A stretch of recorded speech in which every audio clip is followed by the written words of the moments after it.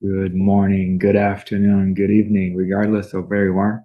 It's always a great time to study the gospel based on the teachings of Spiritism. Today we're going to cover chapter 69 of the book Our Daily Bread, which is called Today. Before we begin, I'd like to take an opportunity to thank Kardec Radio for opening up its platforms for conversations just like this one. Kardec Radio is available in several multimedia platforms, including the X platform, where you can submit your questions and comments and have them addressed by the Kardec Radio staff. Before we begin, let's close our eyes in prayer and thank the Lord for today, for this amazing opportunity that we're having right now to make choices, to do what's right. And even if we make mistakes, still, it is an opportunity for us to learn, for us to grow with our experiences. We ask patience from Lord from all of our mistakes, but also we ask for our strength to learn from whatever circumstances life presents to us, and also from those troubles that we create for ourselves. Everything is learning, everything's growth, because our destiny is to become perfect spirits. So be it. So again, today we're going to discuss chapter 69 of the book Our Daily Bread, which is called Today. It is based on Paul, Hebrews chapter 3, verse 13, which goes like this. But encourage one another daily, as long as it is called today, so that none of you may be hardened by sin's deceitfulness. So interesting, Paul is reminding us the need that we have to encourage, to help one another, support one another, to do what is right, to help one another today, to support, to be that pillar that strengthens our brothers and sisters. And also, let's hope that our brothers and sisters can also have the willingness to help us as well. But regardless, today is the time for us to make the right choices.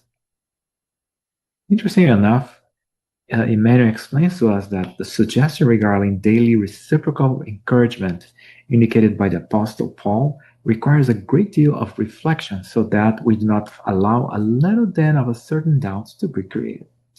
So we see here Emmanuel explaining to us, okay, so it is great that Paul the Apostle is explaining that, but now let's ponder a little bit. Emmanuel continues here indicating that let us emphasize that Paul places singular importance to time that is called today, pointing out the necessity of valuing these resources along with our activity throughout the day. And this is very important. It's a very important reminder because it's not just necessary for me to be thinking about encouraging brothers and sisters, also be thinking about doing what's right. The most important time for me is today, is the right now. What happened in the past is history. Whatever is going to happen in the future is a mystery. I haven't got there yet. But today, this moment is the moment where I can make choices. This is the moment when I can control my attitude, when I can control my thoughts, when I can take action. Or, if required, do not take action if it's going to be harmful to us or others. So today is a very important time. Today is the most important time that I have in my hands right now, because again, this is the time when I can make my choices. Emmanuel continues here indicating that many believe that in order to give good advice to the brothers, it is necessary to communicate constantly, thus transforming themselves into obstinate debaters. It is important to recognize, however, that a warning constituted solely by words leaves a great emptiness after they are spoken. So it is Emmanuel reminding us that okay, it's kind of all right. I can try to verbalize my advice to others, to try to reinforce the need for others to do good. But is it just empty words? It is just something that is just coming out of my mouth and not related to what I have in my heart, what related to what I have in my actions. So if all I'm doing is just vocalizing the message, vocalizing encouragement for others and for myself, but then that's all there is, just words. Then there's just emptiness. There is after this book, and because they have no substance, no solid base. As it occurs in the physical organizations, no spiritual edification will be constructed without foundation. Very important here. Emmanuel reminding us that you need to have that foundation. You need to have the base so that you can build on top of it. A pyramid is a very interesting structure because if you look at the pyramid rises to the stars, but the pyramid has a wide and strong base. Emmanuel continues indicating that, but encourage one another. It represents a more important appeal than simply calling the one involved to verbal debate. So we do waste a lot of time debating others and trying to convince our brothers and sisters to see the world as we see it ourselves. So in what is indicating that it's not just that. Encouraging is not just trying to change somebody's point of view.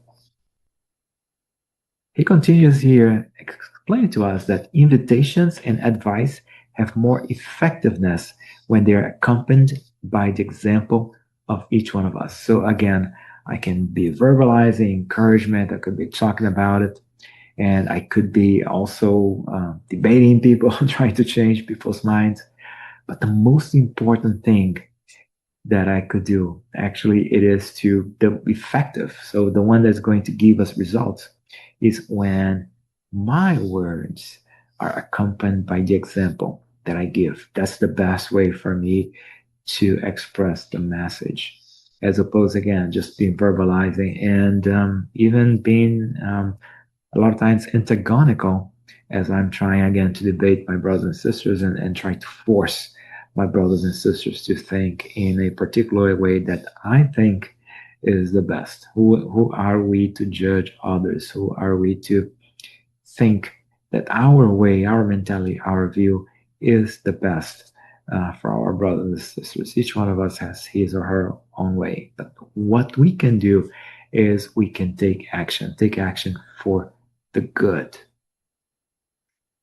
Emmanuel continues indicating that all of those who live practicing the noble principles to which they devoted themselves in the world, who carefully fulfill the assumed duties and display goodness with sincerity, are leading the brothers and sisters in humanity on the uplifting path. So that's the most important thing. Because again, the way Paul mentions to us that in the daily encouraging today, Paul wasn't referring only necessarily to words, because the best way for me to encourage others, the best way for me to provide support to others is with my action. It's with what I do. That's what truly inspire others and also inspire ourselves as well. It is for this kind of daily testimony that the converted of Damascus invites us. Only through constant practice of inner reform will man free himself from fatal deceit. Again, it's practice. It's walking the talk. It's putting into practice the values that I have. Emmanuel finalizes here, reminding us that do not become hardened in the pathway that the Lord has led you to track in favor of your redemption, involvement, and sanctification. Remember the importance of time that is called today. So again, do not be hardened on the pathway. Do not just stand where you are and trying to get my redemption, my involvement, my sanctification. So basically, don't become static at a position. Don't be static in your ways. Go outside of your comfort zone to do something good for others, to actually practice. It is super important for us to learn the teachings. It's important for us to have conversations, not trying to convert anybody to our way of thinking, but to have conversations, exchange ideas, and use our words to encourage others to give them comfort and also to encourage them to do what's right. But the most important thing is that the time is today for me to take action. And the importance of this moment here is great. So I should use this moment to do what's right. That's our conversation for today. Hope you like it. And if you liked it, make sure that you click the little like button. Also, depending on the social medias you're using, subscribe or follow. At any rate, Cardiac Radio has conversations just like this one, and they're available for you to enjoy. So make sure you stay tuned for other types of programs from Cardiac Radio. At this time, let's close our eyes again in prayer